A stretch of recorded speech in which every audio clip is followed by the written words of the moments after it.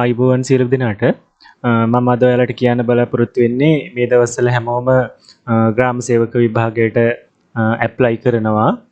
ග්‍රාම සේවක විභාගයට කියන්නේ මේ දවස්වල තියෙන ගොඩක් විභාගවලට ඔන්ලයින් තමයි ඇප්ලයි කරන්න තියෙන්නේ. ඉතින් අපි මේ විභාගවලට ඇප්ලයි කරන්න කලින් ඒගොල්ලොන්ගේ සයිට් එකේම දීලා තියෙනවා උපදේශ පත්‍රිකාවක්. ගොඩක් අය මේක හරියට කියවලා බලන්නේ නැතුව තමයි ඇප්ලයි කරන්න යන්නේ. එහෙම කරන්න ගිහිල්ලා ගොඩක් අය අපහසුතාවයටත් පත් වෙනවා. ඉතින් අපි මුලින්ම කරන්න ඕන කරුණ තමයි අපි යාළගේ උපදේශ පත්‍රිකාව හොඳින් කියවන එක. අපි බලමු අපි කොහොමද දැන් ග්‍රාම සේවක විභාගයට දාලා තියෙන උපදේශ පත්‍රිකාව හොඳින් කියවන්න කියලා. අපි මෙහෙම අධ්‍යාපන දෙපාර්තමේන්තුවේ වෙබ්සයිට් එකට යන්න ඕනේ. donets.lk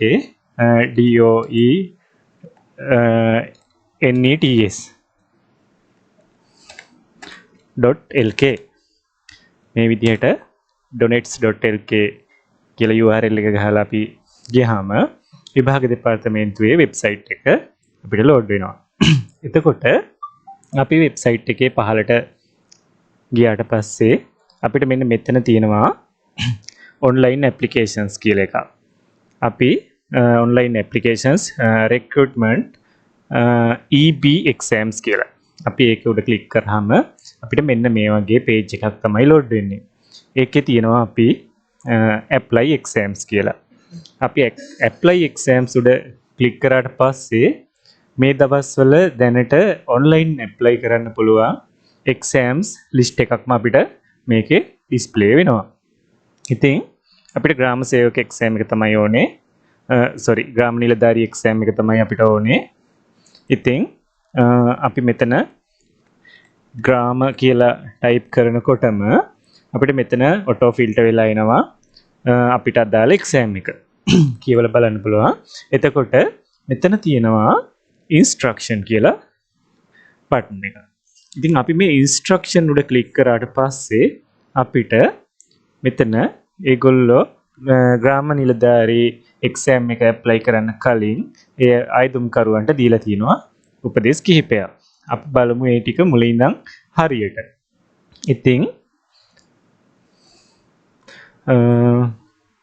මුලින්ම තියෙනවා මාර්ගගත ආයුධම්පත ඉංග්‍රීසි මාධ්‍යයෙන් පමණක් සම්පූර්ණ කළ යුතු අතර මෙම උපදේශ පත්‍රිකාව අවසානයේ ඇති ඇමුණුමේ ආකෘතිය අනුව සම්පූර්ණ කළ යුතුය. හරි. එතකොට ඔයගොල්ලන්ට තේරෙනවා මේක අනිවාර්යයෙන්ම ඉංග්‍රීසියෙන් තමයි ෆිල් කරන්න ඕනේ. ඉතින් අපි කාට හරි ඉංග්‍රීසි දැනුම පොඩ්ඩක් අපහසු නම් අපි දන්න කෙනෙක්ට කියලා Taman ළඟ ඉඳගෙන අපේ විස්තර දීලා අපිට පුරව ගන්න පුළුවන්. හරි.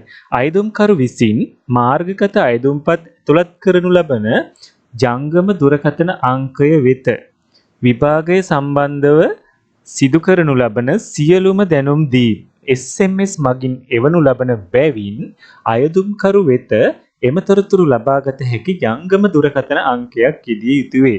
අනිවාර්යයෙන්ම අපි මේක ඇප්ලයි කරද්දී අපි ලබා දෙන්න ඕනේ අපේ වැඩ කරන දුරකථන අංකයක්.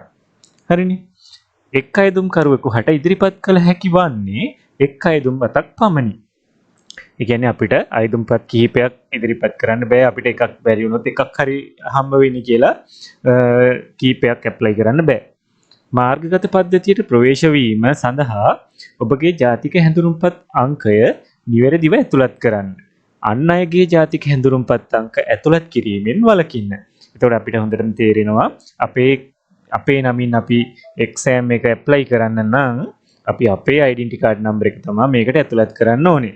විනායකගේ ඇතුළත් කරොත් ඇත්තටම ඒක අපේ ඇප්ලිකේෂන් එක අවලංගු වෙන්න පුළුවන්. හරි. ආයුධම්පත පිරවීමේදී විශේෂිත අක්ෂර special characters වෙන මේ ඔයාලට පේන මෙන්න මේ characters අපි ඇප්ලිකේෂන් එක ෆිල් කරද්දී කොතනකවත් දෙන්න හොඳ නැහැ. නම දෙනකොට identity card number phone number දෙනකොට මේ වගේ ලකුණු මොනවත් දෙන්න හොඳ නෑ. අපිට ඉස්සරහට ඇප්ලිකේෂන් එක ෆිල් කරගෙන යද්දී අපිට බලන්න පුළුවන් ගොඩක් දේවල් තියෙනවා ෆිල් කරන්න. ඒ වෙද්දී මේ සිම්බල් මොනවත් පාවිච්චි කරන්න හොඳ නෑ. හරි. එවැනි විශේෂිත අක්ෂර යොදා සම්පූර්ණ කර ඉදිරිපත් කරනු ලබන අයදුම්පත් අර්ධ වශයෙන් යොමු වීම හෝ ප්‍රතික්ෂේප වීම මත සිදුවන අපහසුතා අයදුම්කරු විසින් දරාගත යුතුය. හරි. අපි එහෙම නොකර හිටියනම් එහෙම අපහසුතා අපිට ඇති වෙන්නේ නැහනේ. හරි. 5. විභාග ගාස්තු ගෙවීමේදී පහත ගාස්තු ගෙවීම ක්‍රමවේද යටතේ පමණක් ගෙවීම සිදු කළ යුතුය. ඔව්. විභාග ගාස්තු ගෙවීමේදී යාළුවනේ දැන් අපි බැංකුවට යන්න ඕනේ නෑ. අපිට පුළුවන් මෙතන තියෙනවා ඕනෑම බැංකු ණය කාඩ් පතක් මගින්. ඒ කියන්නේ අපේ ක්‍රෙඩිට් කාඩ් අපිට තියෙනවා නම් අපිට ක්‍රෙඩිට් කාඩ් එක මගින් මේක පේ කරන්න පුළුවන්. අපි ඉස්සරහට මේ ඔන්ලයින් ඇප්ලිකේෂන් එක ෆිල් කරද්දී අපි බලමු කොහොමද මේක කරන්න කියලා. අන්තර්ජාල ගෙවීම් පහසුකම සක්‍රිය කර ඇති බැංකු හර කාඩ් පතක් මගින්. ඒ කියන්නේ අපි හැමෝම වගේ පාවිච්චි කරන ඩෙබිට් කාඩ් එක. ඒකෙන් අපිට ඩෙබිට් කාඩ් නම්බර එකයි KYC වෙරිෆයි කරලා අපිට මේක පේමන්ට් එක කරන්න පුළුවන්. එහෙම කිව්වට නොදන්න අය ඉන්නවා නම් කලබල වෙන්න අවශ්‍ය නැහැ. අපි ඉදිරියේදී ඔන්ලයින් ඇප්ලිකේෂන් එක ෆිල් කරද්දී පේමන්ට් එකත් මම ඔයාලට පේන්නම කරනවා. ඒකත් එතකොට ඔයාලට පුළුවන් හරියටම දැනගන්න මේක කොහොමද කරන්න කියලා.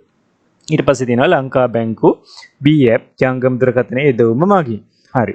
එතකොට අපිට මේකේ තියෙන දීලා තියෙන account numbers වලට අපිට number එකට අපිට පුළුවන් අපේ B app එක use කරලා BOC accounts තියෙන අයට BOC online banking කරන අයට පුළුවන් B app එකෙන් transfer කරලා ඒකේ එන receipt එක මේකට upload කරලා අපිට මේ වැඩේ කරගෙන යන්න. හරිනේ.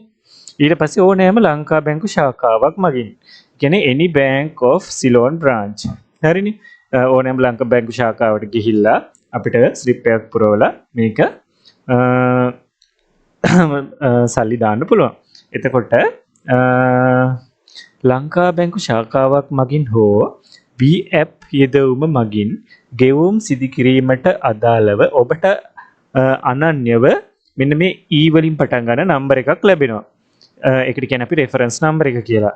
ඒ නම්බර එක අනිවාර්යෙන් අපි පේමන්ට් එක කරන්න තියෙන තැන ඇතුළත් කරන්න ඕනේ. හරි. ඉහත ක්‍රම මගින් ගෙවීම් කරනු ලබන ආකාරය සඳහා තාක්ෂණික උපදෙස් බලන්න කියලා තියෙනවා. හරි. දැන්ට අපිට ඇත්තටම මම ඔයගොල්ලන්ට මේක ගෙවීම් කරන විදිහත් වීඩියෝ එකේම කරනවා ඉස්සරහට. ඒක හින්දා ඔයගොල්ලන්ට ඒ ගැන ලොකුවට කලබල වෙන්න අවශ්‍යතාවයක් නැහැ. හරි. මේකේ කියනවා අයදුම්කරුහට මුදල් ගෙවීම් ක්‍රමවේද වෙනස් කළ හැක්කේ එක්වරක් පමණයි. කියන්නේ එක්වරක් වෙනස් කරන්න පුළුවන්ලු. ඇත්තටම අපි එක්වරක්වත් වෙනස් කරන්න අවශ්‍යතාවයක් නැහැ. දැනට අපිට පුළුවන් එකපාරින්ම මේ පේමන්ට් එක කරන්න. හරි. ඉහත සඳහන් ගෙවීම් ක්‍රම මගින් විභාග ගාස්තු ගෙවීමේදී සිදුවන දෝෂ සම්බන්ධයෙන් ශ්‍රී ලංකා විභාග දෙපාර්තමේන්තුව විසින් වග කියනු නොලබන අතර විභාග ගාස්තු ආපසු ගෙවීම හෝ වෙනත් විභාගයක් සඳහා මාරු කිරීම හෝ කරනු නොලැබේ. ඇත්තටම ඔයාලට ඒක තේරෙනවා ඇති. කියන්නේ මොකක්ද කියන එක. ඊගාවට සම්පූර්ණ කරන ලද තොරතුරු නිවැරදිව හා දී ඇති උපදෙස් පරිදි සම්පූර්ණ කර තිබේදයි පරීක්ෂා කර තහවුරු කරගන්න. පොදු උපදෙස් හා තාක්ෂණික උපදෙස් පරිදි අයදුම්පතේ දත්ත මාර්ගගත පද්ධතියට ඇතුළත් කිරීමට පෙර විභාග කොමසාරිස් ජෙනරාල් විසින් පනවන ලද නීති රීති වලට එකඟ වෙන බව තහවුරු කළගත යුතුය. එතකොට අපි ඇප්ලිකේෂන් එකේ අපි data fill කරලා ඉවර වෙලා සබ්මිට් කරන්න කලින් අපිට පුළුවන් අපිට මේ අපි ඇතුළත් කරපු data නැවත view කරලා බලන්න. ඉතින් අපි ඒකෙදි නැවත recheck එකක් දාගන්න ඕනේ. හරිනේ. ඉන්පසු submit this application හා proceed to payment click කර මුදල් ගෙවා completed submit ක්ලික් කර අයදුම්පත මාර්ගගතව යොමු කළ යුතුය. අපි ඉදිරියේදී බලමු අපි මේ ටික කොහොමද කරන්න කියන එක. හරි. අදාළ විභාගයට මුදල් ගෙවා අයදුම්පත මාර්ගගතව යොමු කළ පසු එය බාගත කර මුද්‍රිත පිටපතක් ලබාගෙන අස්සන සහතික කිරීමෙන් අනතුරුව පසුව කරනු ලබන විමසීම් සඳහා එහි පිටපතක් ළඟ තබා ගත යුතුය. ඔයාලට තේරෙනවද මේක කියන දේ? අපි මේක ඇප්ලිකේෂන් එක ඔන්ලයින් ෆිල් කරාට පස්සේ අපිට පුළුවන් යාළුවනේ මේක ඩවුන්ලෝඩ් කරලා අපිට print out එකක් ගන්න. එතකොට අපිට ඒක පුළුවන් යටින් අස්සම් කරලා අපේ අත්සන සාම විනිසරවරයෙක් හරි ලෝය කෙනෙක් හරි කියලා මේක සර්ටිෆයි කර අස්සන සර්ටිෆයි කරගෙන අපිට ඒක ළඟ තියාගන්න පුළුවන්. ඊට පස්සේ ඒකේ තියෙනවා අපි ඇප්ලයි කරපු එක්සෑම් එක සම්බන්ධ අපේ විස්තර සියලුම විස්තර ටික ඒකේ තියෙනවා. එතකොට අපි කවදා හරි මොනවා හරි අවශ්‍යතාවයකට අපේ ඇප්ලිකේෂන් එක යොමු කරාට අපිට මොනවා හරි විස්තරයක් දැනගන්න අවශ්‍ය නම් අපිට මොනවා හරි තොරතුරක් දැනගන්න අවශ්‍ය නම් අපි ඒක අතේ තියන ඒකේ විස්තර ලබා දෙන්න පුළුවන් අපි කෝල් කරන අවස්ථාවේ. හරිනේ. ඒකට තමයි අපි ඒක කියන්නේ. හරි. මාර්ගගත අයදුම්පත් සම්බන්ධයෙන් පහත සඳහන් විධිවිධාන බලපැවැත්වේ. ඔන්න බලන්න. අසම්පූර්ණ හා සාවද්‍ය තොරතුරු සහිත මාර්ගගත අයදුම්පත් කිසිදු දැනුම් දීමකින් තොරව ප්‍රතික්ෂේප කරනු ලැබේ. ඉතින් මොකද යාළුවනේ කලිනුත් කිව්ව මේ ඉන්ස්ට්‍රක්ෂන් හරියට අපි කියවලා බලන්න ඕනේ කියලා. මොකද අපිට මොකක් හරි අපේ ඇප්ලිකේෂන් එක ෆිල් කරද්දී අපි අතින් අතපසු වීමක් හරි මොකක් හරි වැරදීමක් සිදු වෙලා ඇප්ලයි වුණොත් එහෙම ඒ අයදුම්පත් අපිට දැනුම් දීමකින් තොරව ප්‍රතික්ෂේප කරනවලු. එතකොට අපි කොච්චර කාලයක් බලන් හිටියත් වැඩක් නැහැ. අපිට එක්සෑම් කෝල් කරන්නේ නැහැ. එතකොට අපිට කෝල් නොකරහම තමයි දැනගන්න වෙන්නේ තේරුම් ගන්න වෙන්නේ අපිට අපේ ඇප්ලිකේෂන් එක කැන්සල් වෙන්න ඇති කියලා. හරි. මුදල් නොගෙවෙන ලද අයදුම්පත් ප්‍රතික්ෂේප කරනු ලැබේ. ඔව්. අපි මුදල් ගෙව්වේ නැත්නම් ඒත් අපේ අයදුම්පත ප්‍රතික්ෂේප වෙනවලු.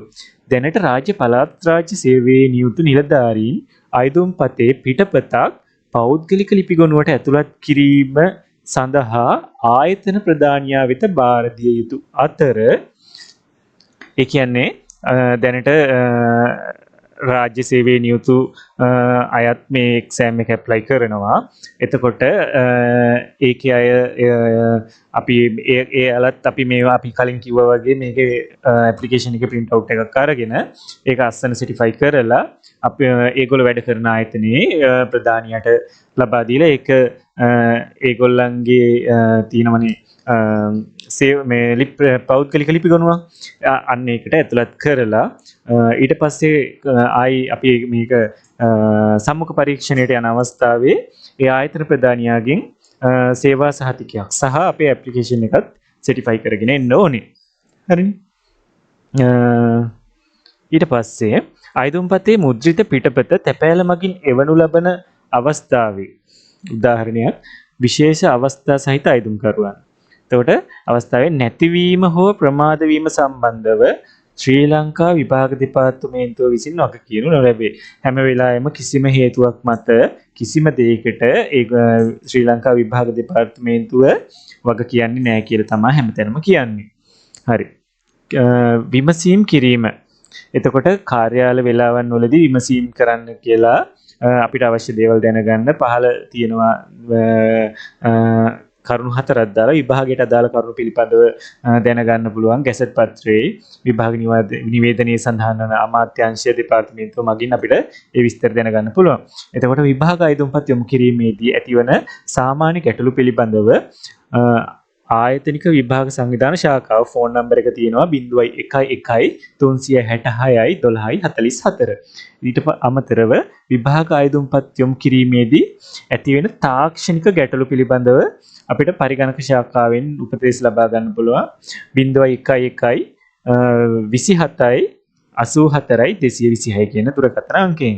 ඊට අමතරව අපි මුදල් ගෙවීම සම්බන්ධ මොන හරි ගැටලුවක් ආවොත් ඔයගොල්ලන්ට ලංකා බැංකු ශාඛාව 0111 220යි 52යි 80 කියන දුරකථන අංකයට කතා කරලා ගැටලු නිරාකරණය කරගන්න පුළුවන්. අයදුම්පත් මාර්ගගතව යොමු කළ පසු එහි සඳහන් වන තොරතුරු කිසිදු හේතුවක් මත පසුව වෙනස් කරනු නොලැබේ.